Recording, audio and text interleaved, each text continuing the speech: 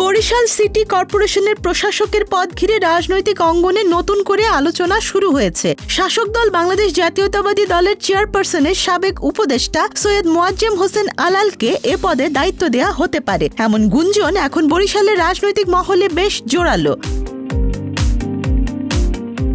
তবে ৬টি সিটি কর্পোরেশনে ইতোমধ্যে বিএনপি ৬ জন নেতাকে প্রশাসক হিসেবে নিয়োগ দেওয়ার পর থেকেই বরিশালকে ঘিরে প্রত্যাশা ও জল্পনা বেড়েছে।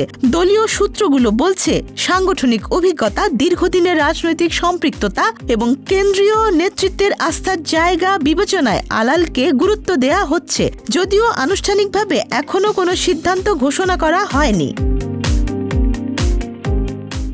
আলালের দায়িত্বের গুঞ্জন ঘিরে বরিশালের স্থানীয় রাজনীতিতে মিশ্র প্রতিক্রিয়া দেখা দিয়েছে। একাংশের নেতাকর্মীরা মনে করছেন, দীর্ঘদিন দলীয় রাজনীতিতে সক্রিয় এবং নির্যাতনের শিকার হওয়া একজন জ্যেষ্ঠ নেতাকে গুরুত্বপূর্ণ দায়িত্ব দেয়া হলে তা তৃণমূল পর্যায়ে ইতিবাচক বার্তা দেবে। তাদের মতে, আলাল আওয়ামী লীগ সরকারের সময়ে একাধিক হামলা মামলার মুখোমুখি হয়েছেন এবং দুঃসময়ে দলের পাশে থেকেছেন।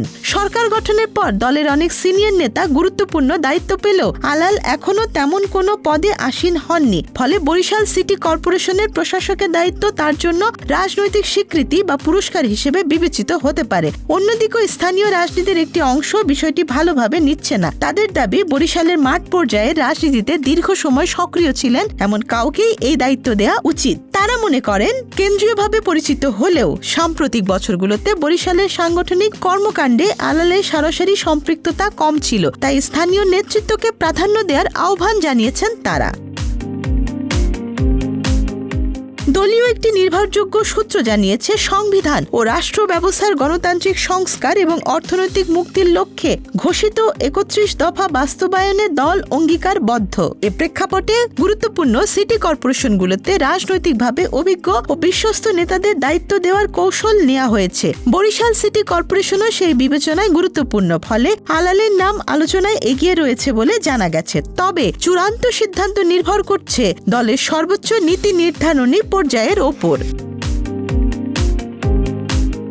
সৈয়দ মোয়াজ্জেম হোসেন আলাল বরিশাল জেলার সন্তান। বরিশাল বিএম কলেজ থেকে উচ্চ মাধ্যমিক শেষ করে তিনি ঢাকা বিশ্ববিদ্যালয় থেকে অর্থনীতিতে স্নাতক ও স্নাতকোত্তর ডিগ্রি অর্জন করেন। পরে এলএলবি ডিগ্রিও নেন। ছাত্র জীবনে রাজনীতিতে তার হাতে খড়ি হয় ছাত্র ইউনিয়নের মাধ্যমে। ১৯৭৩ সালে ছাত্র ইউনিয়ন থেকে পদত্যাগ করার পর ১৯৭৮ সালে বরিশাল জেলা যুব দলে যোগ দেন এবং সেখান থেকে মূলত বিএনপি রাজনীতিতে সক্রিয় হয়ে ওঠেন। তিনি বরিশাল ২ আসন থেকে বাংলাদেশ জাতীয়তাবাদী দলের প্রার্থী হিসেবে ১৫ ফেব্রুয়ারি এবং ১৯৯৬ সালের ৬ষ্ঠ জাতীয় সংসদ নির্বাচন এবং ২০০১ সালের ৮ম জাতীয় সংসদ নির্বাচনে সংসদ সদস্য নির্বাচিত হন। সংসদে তার সক্রিয় উপস্থিতি এবং সাংগঠনিক কর্মকাণ্ড তাকে কেন্দ্রীয় রাজনীতিতে পরিচিত মুখে পরিণত করেন। তবে সাম্প্রতিক সময়ে তিনি বরিশাল থেকে নির্বাচনে অংশ নিতে আগ্রহী হলেও দলীয় মনোনয়ন পাননি। রাজনৈতিক পর্যবেক্ষকদের মতে, সে প্রেক্ষাপটে প্রশাসকদের দায়িত্ব তার জন্য একটি গুরুত্বপূর্ণ রাজনৈতিক পুনর্বাসনও হতে পারে। এখন দেখার বিষয়, বরিশাল সিটি কর্পোরেশনের প্রশাসকের দায়িত্ব শেষ পর্যন্ত সৈয়দ মোয়াজ্জেম হোসেন আলালের হাতেই যায়, নাকি স্থানীয় কোনো নেতাকে সামনে এনে চমক দেখায় দলীয় হাইকমান্ড। আনুষ্ঠানিক ঘোষণা না আসা পর্যন্ত রাজনৈতিক অঙ্গনের জল্পনা কল্পনা অব্যাহত থাকছেই। Desk report, Dhaka express.